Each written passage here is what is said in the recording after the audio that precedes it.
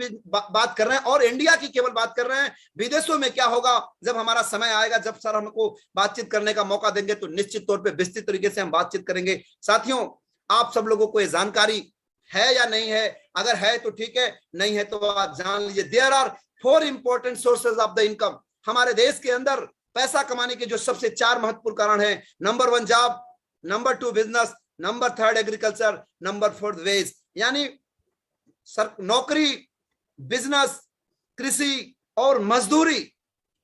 There are 4 important source of income. ये सबसे 4 हम लोगों ने बचपन से लेके आज तक एक ही बात को सुनते आए कि सर पैसा कमाने के लिए नौकरी करना पड़ेगा, पैसा कमाने के लिए बिजनेस करना पड़ेगा, पैसा कमाने के लिए कृषि का काम करना पड़ेगा, पैसा कमाने के लिए मजदूरी करना पड़ेगा।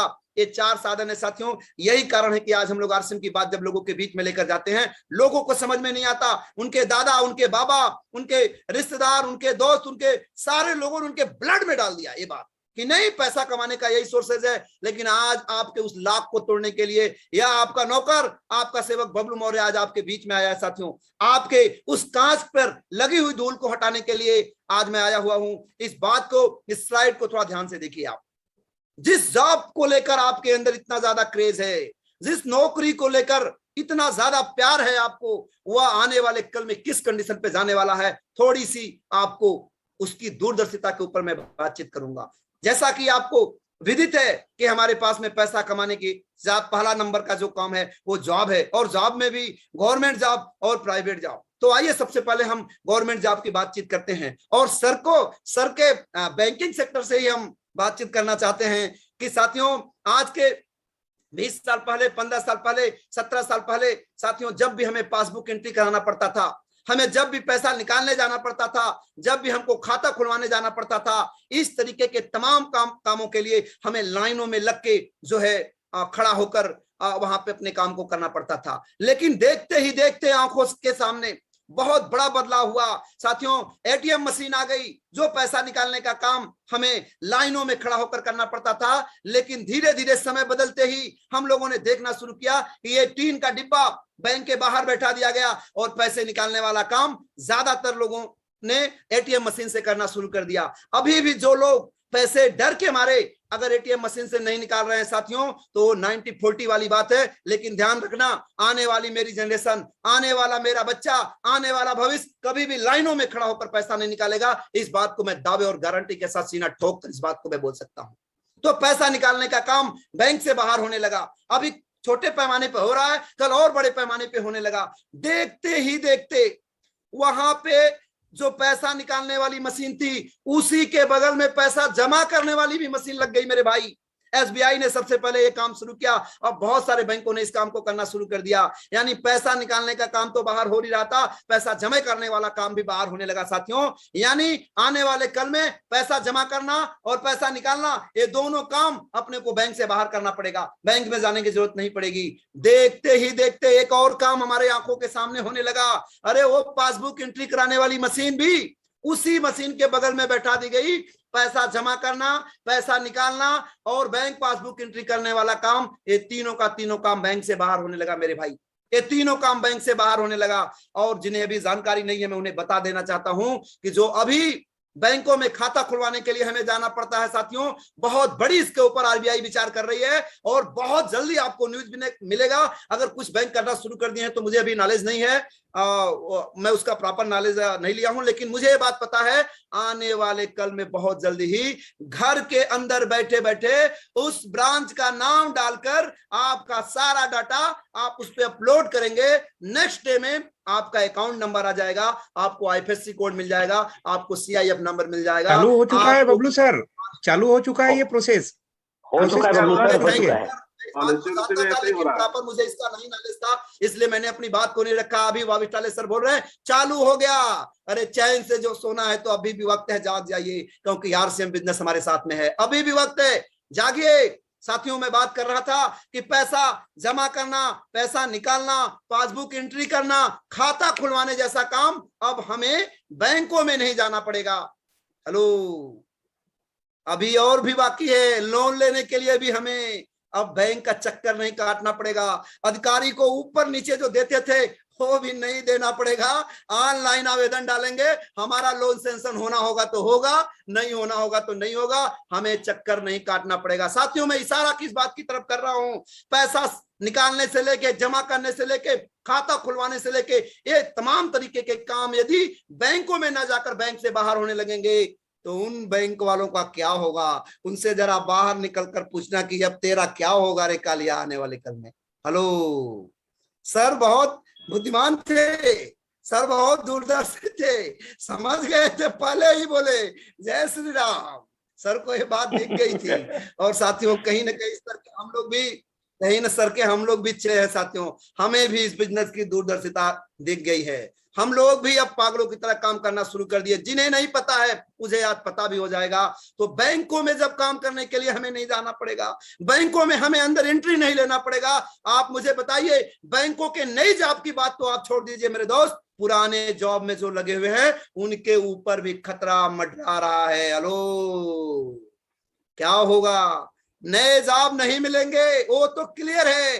पुराने वालों का क्या होगा, इसको भी सरकार दिमाग लगाना शुरू कर दी है मेरे भाई। 2004 से पेंशन नहीं देंगे, आने वाले कल में आपको परमानेंटली जॉब नहीं दिया जाएगा। जितने भी आज के डेट में काम हो रहे हैं, सारे के सारे कामों प्राइवेटीकरण करते जा रहे हैं। 4 दिन काम करो, 4 दिन का पैसा लेके जाओ, 10 दिन काम करो, 10 दिन का पैसा लेके जाओ। मेरे भाई, आपको अब बिना किए एक महीने की मजदूर, एक महीने के काम का पैसा सरकार नहीं देने वाली है। सरकार को यह बात पता चल गई है। तो बैंकों जैसे काम, आपके पोस्ट ऑफिस की बात करें, समय अभाव है साथियों, नहीं आज पूरा एकदम आप लोगों को हिला के रख देता। बैंकों की बात के साथ साथ पोस्ट ऑफिस की बात करें, रेलवे की बात करें साथियों, हर सेक्टर में बहुत तेजी से बदलाव आ रहा है। अरे आने वाले कल में ऐसी ट्रेन होगी जहां पर अगर आप विदाउट टिकट जाओगे ना, जैसे गेट के अंदर घुसोगे ना, उसका दरवाजा से दाबेगा, ची ची ची ची ची ची ची, आप उसी में ची ची ची ची करने लगेंगे। आपको बिना टिकट एंट्री नहीं देगा, और जब बिना टिकट एंट्री नहीं मिलेगा तो सरकार का इससे मुनाफा होगा। मेरे दोस्त, मेरे भाई, आपको बिना टिकट एंट्री नहीं, सरकार को यह बात पता है आने वाले कल में एक बहुत बड़ा बदलाव रेलवे सेक्टर में होगा। वहां पे ईटी टीटी बीटी सिटी कुछ नहीं होगा। जब कुछ नहीं होगा तो आने वाले कल में आप कल्पना करके देखो कि लोगों के हाथ से नौकरियां जा रही हैं कि बचेंगी। अरे वो गवर्नमेंट जॉब के मेंटिटी वाले लोग, आज भी वक्त अपने आप को समझ जाओ। अगर जो भी गार्जियन सुन रहे हैं मेरे भाई, बच्चों को शिक्षा देने के लिए पढ़ाई कराइए, स्कूल और कॉलेजों में भेजिए, न बच्चों को नौकरी के मेंटिटी से स्कूल और कॉलेजों में मत भेजिए। मेरा बच्चा भी 9 साल का है, उसके ब्लड में आने वाले 18 साल तक होते होते इतना ज्यादा आरसीएम में डाल दूंगा। मैं आदरणीय अंगद सर को सल्यूट और सलाम करता हूं। अपने बच्चे अमन जी को लगातार आरसीएम की मीटिंग सेमिनारों में ले जाना शुरू कर दिए, लगातार उनको इसके ऊपर काम करना शुरू कर दिए। अरे हम इस बात को सीना ठोक कर बोलते हैं, आने वाले कल में हमारा बच्चा इस बिजनेस का डायरेक्ट रूबी खड़ा होगा मेरे भाई, डायरेक्ट रूबी खड़ा होगा। हम अपने बच्चों को नौकरी नहीं कराएंगे, हम अपने बच्चों को आरसीएम में लेकर आएंगे। Number 2, private job. अरे सावधान हो जाइए। अभी कोविड-19 का जब काल चल रहा था, बड़े विकराल रूप में जब कोविड-19 था साथियों, बहुत सारी कंपनियों ने, रिलायंस ने, नोकिया ने, सैमसंग ने, हुआई ने, बहुत सारे कर्मचारियों को उखाड़ फेंका। सोच कर देखिए कि अचानक अगर उनको जब प्राइवेट जॉब से निकाला गया होगा, उनके घरों की रोजी रोटी जो चलती थी 10,000, 15,000, 20,000 रुपए महीने, मेरे दोस्त कैसे चलता होगा? अभी भी लोगों को समझ में नहीं आ रहा। समय अभाव, इसलिए ज्यादा टॉपिक पर बात नहीं कर रहा हूं। Number 2, source of the income, business. दूसरा साधन जो है बिजनेस। अरे सावधान हो जाइए, बिजनेस में बहुत बड़ा बदलाव आपको देखने को मिल रहा है साथियों। ये छोटी मोटी दुकानें जो आज चल रही हैं, जो 10,000, 20,000, 50,000, 1 लाख, 2 लाख, 4 लाख, 5 लाख, 8 लाख लगा के धंधा कर रहे हैं, जाग जाइए, क्योंकि आने वाले कल में आपके उसी शहर में एक बहुत बड़ा माल खुलेगा। लो, और वो माल 1, 2, 4, 10, 20, 50 लाख का नहीं होगा, 5 करोड़ का होगा, 10 करोड़ का होगा। मैं मुंबई में गया था अभी कुछ महीने पहले मैं मुंबई में गया हुआ था साथियों, और वहां पे जब मैंने देखा, मैं गोरेगांव एक स्टेशन है जहां पे प्रेम नगर, मैं वहां पर अपना 3 साल का समय गुजारा हूं साथियों। वो जगह जहां पे कूड़े करकट की भरी होती थी, जहां पे गटर का पानी जाता था साथियों, मुंबई में गटर नाले को बोलते हैं, और वहां पे मैंने अपनी आंखों के सामने देखा 5 तल्ले का थिएटर जिसका नाम इनॉर्बिट दिया है साथियों, ऊपर से लेके नीचे तक माल बना दिया। उस अगल बगल के जितने भी दुकानदार थे, सारे दुकानदार जो ऐसे फैले हुए थे ना, सिकुड़ कर एकदम इतना बड़ा हो गए। कारण क्या है मेरे दोस्त, मेरी बात को ध्यान से समझना।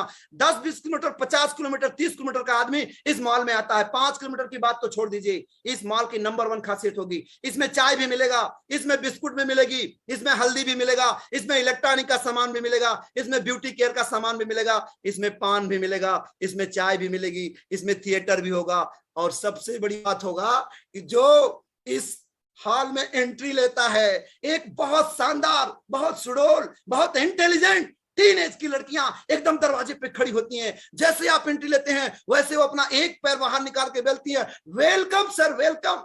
आज इस शाम की बेला में या दोपहर की बेला में या मॉर्निंग की बेला में आपका हम बहुत बहुत स्वागत करते हैं। हेलो।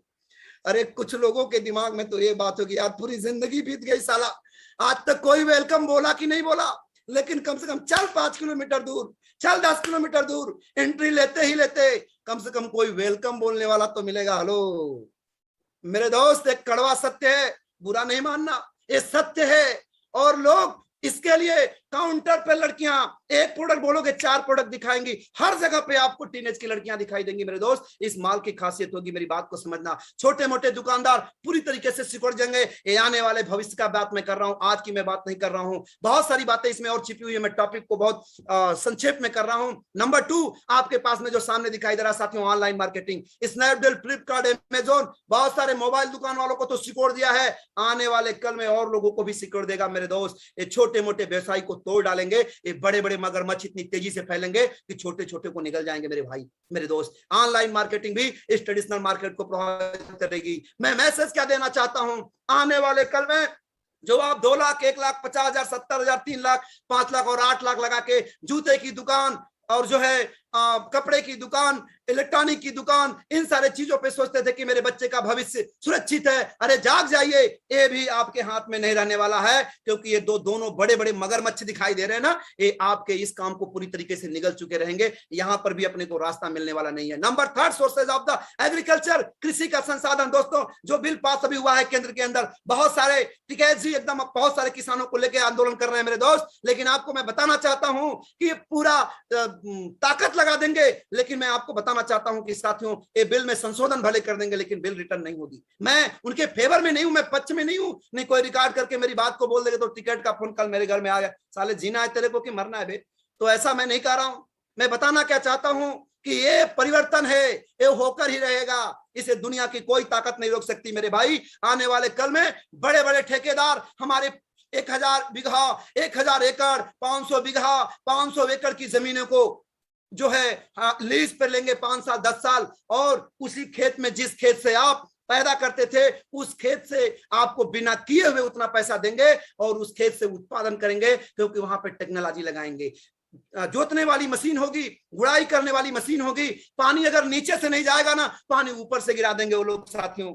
उनके पास इस तरह की टेक्नोलॉजी होगी। मेरी बात को समझना, जितना धन, जितना पैसा आप 1 बीघे से कमाते थे, 1 एकड़ से कमाते थे, उससे 4 गुना, 10 गुना ज्यादा उत्पादन टेक्नोलॉजी लगा के करेगा। और जितना आप कमाते थे उतना देकर बाकी सारा का सारा उसका होगा। ये फ्यूचर है, ये भविष्य है। आने वाले कल में एग्रीकल्चर का काम भी हमारे लिए सुरक्षित नहीं है। वेज मजदूरी।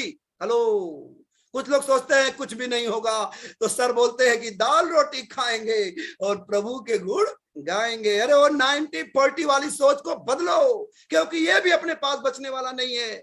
90-40 की सोच। सर बोलते हैं चादर जितना है पैर उतना ही फैलाओ। सर का ये डायलॉग, सर की ये डायलॉग मैं नहीं कहूंगा, बल्कि सर का ये शब्द मेरे अंदर चुभ गया साथियों। मैं उसको बिल्कुल बता के रखा हूं। और बहुत सारे लोग बहुत सारे डायलॉग बोलते हैं, संतोषम परम सुखम। वाह वाह वाह वाह, क्या बात है, संतोष ही सबसे बड़ा सुख का कारण है। अरे आपका दिमाग खराब है। आपके घर में किसी का अगर कोई प्रॉब्लम हो जाती है, जरा आप हॉस्पिटल जाके देखना और डॉक्टर को जाकर बोलना, बोलेगा 3 लाख रुपए ऑपरेशन, उसके सामने खड़ा होकर बोलना, सर सर संतोषम परम सुखम सर। वो बोलेगा, बेटा अपने मरीज को पीछे जो गाड़ी रखी उसमें भर और घर पे लेके जा। किधर गया संतोषम परम सुखम? हेलो, जाग जाओ, चैन से सोना है तो जाग जाओ, चैन से सोना है तो जाग जाओ साथियों। ये मजदूरी की बात करता हूं, मुझे बचपन की बात आज भी याद है, जब हमारे गांव-गोरों में सन 2000 की मैं बात करता हूं, ईंट के खरंजे बना करते थे साथियों। और हम लोग उस समय 5वीं 6वीं की क्लास में पढ़ा करते थे। सैकड़ों सैकड़ों मजदूर काम किया करते थे मेरे भाई। जहां पर कोई ईंट रखता था, कोई मिट्टी भरता था, कोई मिट्टी फैलाता था, कोई ईंट लेकर आता था, बहुत सारे मजदूरों को काम मिलता था। लेकिन अभी मैं अपनी आंखों से देख रहा हूं कि एमपी से लेके यूपी तक का हाईवे बना दिया, पूरा सीमेंटेड। साला रोड पे केवल लाइट नजर आई, रोड पे केवल मशीन नजर आई, लेबर और काम करने वाला नजर ही नहीं आया। एक गांव में काम होता था, सैकड़ों लोगों को रोजगार मिलता था, और एमपी से लेके यूपी तक का रोड बना दिया मेरे भाई। मशीन नजर आई, लोग नजर नहीं आए। मजदूरी वाले लोगों के लिए भी एक बहुत बड़ा संकट है। मजदूरी करने वाले लोगों के लिए एक बहुत बड़ा संकट है। साथियों, ये सारे काम अपने हाथ से जा रहे हैं, ये सारे काम अपने हाथ से हटता हुआ दिखाई दे रहा है। मैं इसके ऊपर टॉपिक पर बात करूंगा, समय बहुत ज्यादा लग जाएगा, और भी बहुत सारी बातें हैं, लेकिन टॉपिक बहुत सर ने समय बहुत कम मुझे मिला था, इसलिए बहुत ज्यादा मैं बात नहीं कर पा रहा हूं। साथियों, जो अंतिम और आखिरी पॉइंट पे मैं बातचीत करना चाहता हूं, भविष्य का बिजनेस है आरसीएम। जाग जाओ, भविष्य का बिजनेस है आरसीएम। क्यों मैं बातें कर रहा हूं? आर्थिक आंकड़ों की बात करें, बड़े बड़े मगरमच्छ साथियों बैठे हुए हैं, बड़े बड़े मगरमच्छ बैठे रहेंगे बाजार में। आर्थिक आंकड़ों की अगर हम बात करते हैं साथियों, तो आपको मैं दिखाना चाहता हूं 30% पीपल पुअर होते हैं। जो आज खाना बनता है तो कल कैसे घर में चूल्हा जलेगा, इसके बारे में उनको सोचना पड़ा। ये मैं बात नहीं बोल रहा हूं, ये आर्थिक आंकड़ों की मैं बात कर रहा हूं, ये देश का रेशियो बोल रहा है। 50% लोग एवरेज होते हैं जिनके घर में खाना तो बनता है, कपड़े तो पहनते हैं, लेकिन बहुत बड़े उनके सपने नहीं होते हैं मेरे दोस्त। 10% लोग इस एवरेज से ऊपर होते हैं, और 10% लोग या तो हाई सैलरी होते हैं या बड़े बिजनेसमैन होते हैं। साथियों, 50 और 30 को मिला दिया जाए, 80% आबादी, हेलो, 80% आबादी, देश का आर्थिक आंकड़ा बोल रहा है 80% आबादी के पास में जो आज के सोर्सेज हैं, जिसके सहारे वो जी रहा है, आने वाले कल में उसके हाथों से काम जाने वाला है। और बाहर की दुनिया में अगर वो नौकरी करना चाहते हैं, अगर वो व्यवसाय करना चाहते हैं, कृषि और मजदूरी, इन सारे साधनों को आपने देख लिया मेरे भाई मेरे दोस्त, वहां पर इनकी दाल गलने वाली नहीं है, वहां पर इनको काम मिलने वाला नहीं है। अब ये 80% लोगों के लिए हमारे पास में direct selling method, RCM, right concept marketing, जिसको आज बड़ा सनसनी निगाह से लोग देखते हैं। आज कुछ लोग मुस्कुराते हैं कि अच्छा, अभी भी ये बेवकूफ बनाने वाला काम ही कर रहा है। घबराइए मत, बस 5 सालों और 10 सालों के अंदर आपको पता चलेगा कि बेवकूफ हम है कि बेवकूफ आप है, बेवकूफ हम है कि बेवकूफ आप है। साबुन लगाने से हमारे घरों में पैसा आता है तो हम बेवकूफ बनेंगे, चाय पीने से हमारे घर में कार आती है तो हम बेवकूफ बनेंगे, और आपके चाय पीने और आपके साबुन लगाने से ऐश्वर्या, अमिताभ बच्चन और शाहरुख अमीर बनते हैं तो आप बुद्धिमान हैं। जरा दोनों को पैरामीटर पर लगकर देखिए कि बेवकूफ आप है कि बेवकूफ हम है। साथियों, इन 80% आबादी, हमारे देश की आबादी 140 करोड़ है, लेकिन भविष्य की बात करें, अगर 200 करोड़ आबादी होती है और 200 करोड़ आबादी में 100 करोड़ लोग हमारे फेवर में होंगे मेरे भाई। 80% की बात करें तो 120 करोड़ लोग, 140 करोड़ लोग हमारे फेवर में होंगे। 60 लाख लोगों, 60 करोड़ लोगों की मर्जी चाहे जो भी करें, 140 करोड़ लोग हमारे फेवर में होंगे। और 140 करोड़ का अगर 2%, 4% भी जिद इन आरसीएम को अपना जीवन मान लिए, वो दिन भारत सरकार, इस देश का कोई भी प्रधानमंत्री बने, इस देश का कोई भी राष्ट्रपति बने, साथियों, दिल्ली के लाल किले से झंडा फहराने से पहले उनके जुबान पर पहला नाम आएगा जय आरसीएम। क्योंकि जितना बड़ा रोजगार, जितना बड़ा काम आरसीएम दे सकता है, उतना बड़ा काम सरकार की भी ताकत और औकात नहीं है साथियों कि वो दे पाए। साथियों, इसी स्लाइड को मैं दिखा के अपनी बातों को मैं बताना चाहता हूं। आप भ्रष्टाचारी और जो है ब्राइबरी को अगर मिटाना चाहते हैं, टेक्नोलॉजी की बात करके सोचते हैं कि भ्रष्टाचारी और ब्राइबरी मिल जाएगी। हाँ, मैं इस बात को मानता हूं, टेक्नोलॉजी का उपयोग करेंगे तो भ्रष्टाचारी और ब्राइबरी कम हो सकती है, लेकिन खत्म कभी नहीं होगी। खत्म एक शर्त पे होगी, वह क्या है कि जब तक मुंह में गंगा और हाथों में तिरंगा का भाव नहीं होगा। मेरी बात को ध्यान से सुनना, जब तक मुंह में गंगा और हाथों में तिरंगा का भाव नहीं होगा साथियों, तब तक भ्रष्टाचारी और बेईमानी नहीं मिल सकती। और बड़े खुश के साथ में, बड़े गौर के साथ में, बड़ी हिम्मत के साथ में यह बात बोल रहा हूं कि यार से इस काम को भी कर रहा है, लोगों को ईमानदार बना रहा है, लोगों को अकाउंटेबल बना रहा है, लोगों को हॉनेस्टी बना रहा है मेरे दोस्त मेरे भाई। तो ये सारे चीज आरसीएम कर रहा है। बस इसको मजबूती से पकड़ लीजिए, इसको ईमानदारी से पकड़ लीजिए, किसी की बात मत सुनिए। मॉर्निंग सेशन में आदरणीय डी सर जो भी बताते हैं उनकी बात को सुनिए भाई मेरे, और किसी की बात मत सुनिए, वरना आप बहुत पीछे रह जाएंगे। आपको लगता है कि ये 90% और 10% लोगों में फर्क किस बात का होता है, तो आप केवल जान जाइए इस बात को, 90% वर्क फॉर नीड, 90% लोग अपने जरूरत के लिए काम करते हैं, लेकिन 10% वर्क फॉर हिज ड्रीम, वो अपने सपनों के लिए काम करते हैं मेरे भाई। यही 90% और 10% लोगों में डिफरेंस है, बाकी कोई फर्क नहीं है टाटा और हमारे में। टाटा में हमारे में बस एक बात का फर्क है कि वो हमेशा अमीरी के बारे में सोचता है, वो हमेशा अपने ड्रीम के ऊपर काम करता है, लेकिन हम आम आदमी हमेशा अपने जो है रोजी रोटी के लिए काम करते हैं, अपने कार्यों के लिए काम करते हैं। साथियों, आज के यहीं पर मेरी बातचीत, आप आज मेरी बात इसी पे जो है मैं अपनी बातचीत को इसी पे विराम करता हूं। आप सभी लोगों को वापस थैंक्स करता हूं।